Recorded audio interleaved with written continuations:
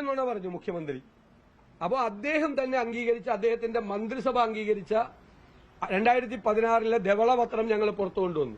ആ തോമസ് ഐസക് പുറത്തിറക്കിയ ധവളപത്രത്തിൽ കൃത്യമായി 3 മാസം സാങ്കേതിക തകരാറ് മൂലമാണ് പെൻഷൻ മുടങ്ങിയതെന്ന് കൃത്യമായി പറയുന്നുണ്ട്. ഇപ്പൊ 18 മാസം പെൻഷൻ മുടങ്ങിയത് അദ്ദേഹം കള്ളം പറഞ്ഞു.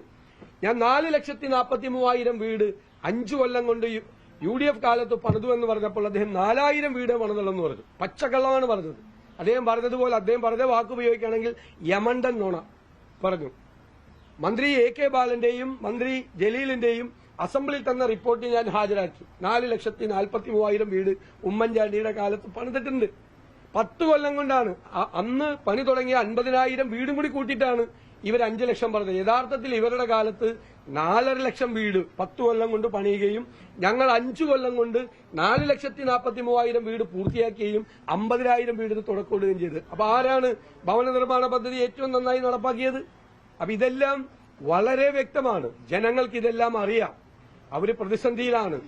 ഈ ഗവൺമെന്റിന്റെ സർക്കാരില്ലായ്മയും അഴിമതിയും ശബരിമലയിൽ നടന്ന കൊള്ളയും എല്ലാം ഈ തെരഞ്ഞെടുപ്പിൽ ചർച്ചയാകും എന്ന കാര്യത്തിൽ യാതൊരു സംശയമില്ല. വയനാട് കോൺഗ്രസ് പറഞ്ഞ രണ്ടാമത് ഭൂമി അതെവിടെയാണ്? KPCC പ്രസിഡന്റാണ് പറഞ്ഞത്. അത് രജിസ്ട്രേഷൻ ആവുമ്പോ അത് പറയും എവിടെയാണ് ഭൂമി. അതൊക്കെ പറയും. രജിസ്ട്രേഷൻ ആവുമ്പോ പറയും. അതല്ല, രജിസ്ട്രേഷൻ ആവുമ്പോ പറയും. ഭൂമി കാണിച്ചു തരാം, കൊണ്ടൊന്ന് കാണിച്ചു തരാം. ഇനി ഞാൻ ഒരു കാര്യം കൂടി പറഞ്ഞുതരാം. ഈ വയനാട് ഉണ്ടാക്കിയത് ഒരു കഥയാണ്. ആ കഥ എന്തിനു വേണ്ടിയിട്ടാണെന്ന് കൂടി പറഞ്ഞുതരാം. രക്തസാക്ഷികളുടെ ഫണ്ട് പയ്യന്നൂരിൽ തട്ടിച്ചു. ഇന്നും കൂടി തെളിവ് വന്നിരിക്കുകയാണ്.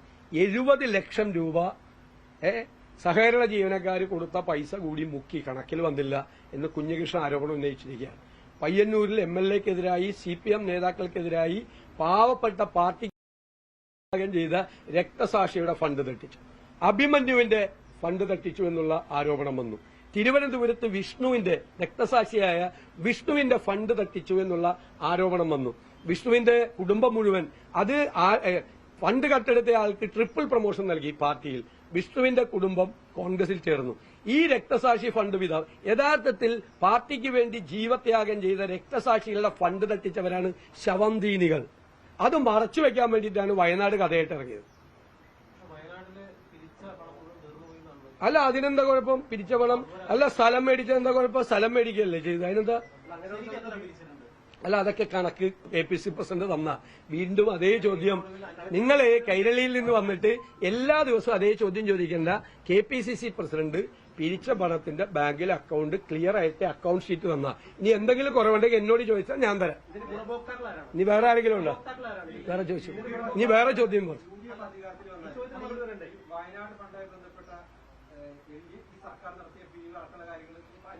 ഉറപ്പായിട്ട് പറയും. അതായത് ഉറപ്പായിട്ട് നമ്മൾ അന്വേഷിക്കും. 742 കോടി രൂപ കളക്ട് ചെയ്ത് ഒരുപാട് സ്പോൺസർഷിപ്പ് കിട്ടി. 174 വീടാണ് ഇപ്പൊ പണിത്. 174 വീട്. അതിന്റെ തുക എന്ന് പറയുന്ന ഭീമമായ തുകയാണ് അതിനുവേണ്ടി ഇടവാക്കിയിരിക്കുന്നത്.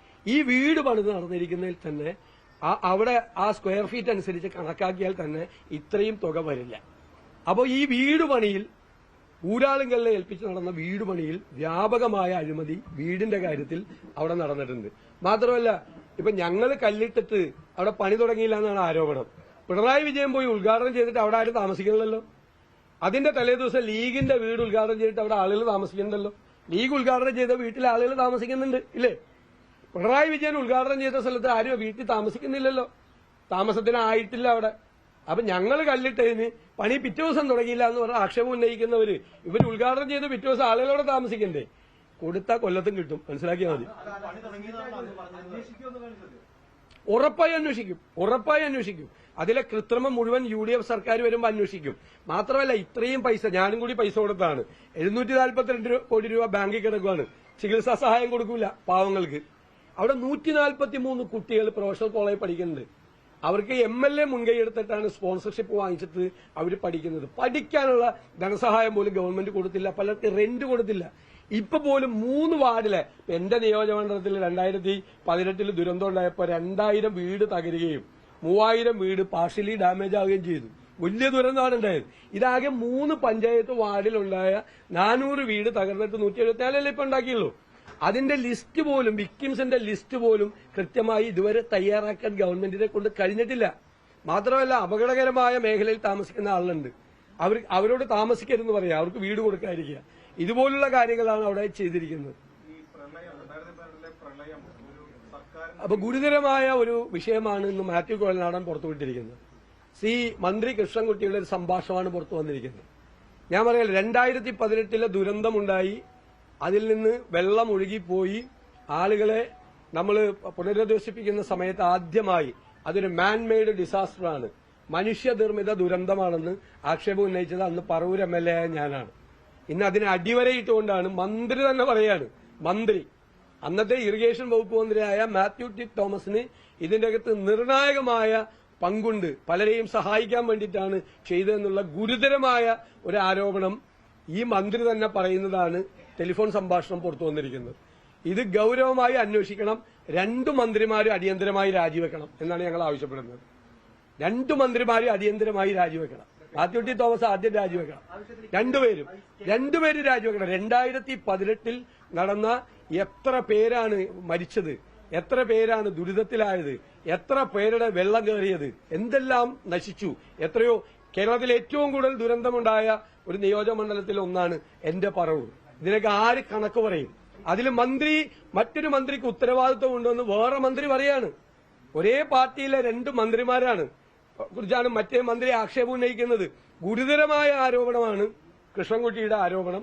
ഇവര് രാജിവെക്കണം. ചെന്നൈ IIT-യിൽ കേന്ദ്ര ജലകമ്മീഷൻ പറഞ്ഞിരിക്കുന്നത് അതിശക്തമായ മഴ കാരണമാണ് പ്രളയം ഉണ്ടായതാണ്. അതിനെ താങ്കൾ തള്ളിപ്പറയണം. അല്ലല്ല, അതിശക്തമായ മഴ വരുമ്പോഴുള്ള ഡാം മാനേജ്മെന്റ് പാളി. ഡാം മാനേജ്മെന്റ് പലരെയും സഹായിക്കാൻ വേണ്ടി സൌകര്യത്തിനാണ് ഡാം മാനേജ്മെന്റ്. മഴ പെയ്യുമ്പോൾ ഡാം മാനേജ്മെന്റ് ചെയ്യണം. മഴ പെയ്യുമ്പോൾ, അതായത് ഇൻഫ്ലോ ഡാമിന്റെ അകത്ത്, ഞാൻ ഡാം മാനേജ്മെന്റ് പഠിച്ച ആളാണ്, അതുകൊണ്ട് പറയാം, താങ്കൾ നല്ല ചോദ്യം ചോദിച്ചത്.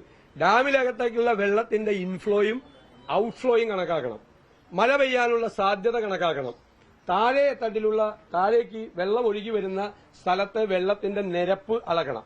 ഇതെല്ലാം കൂടി ഇന്റഗ്രേറ്റ് ചെയ്തിട്ടാണ് ഡാം എപ്പോൾ തുറക്കണം, ഏത് സമയത്ത് അടക്കണം എന്ന് തീരുമാനിക്കുന്നത്.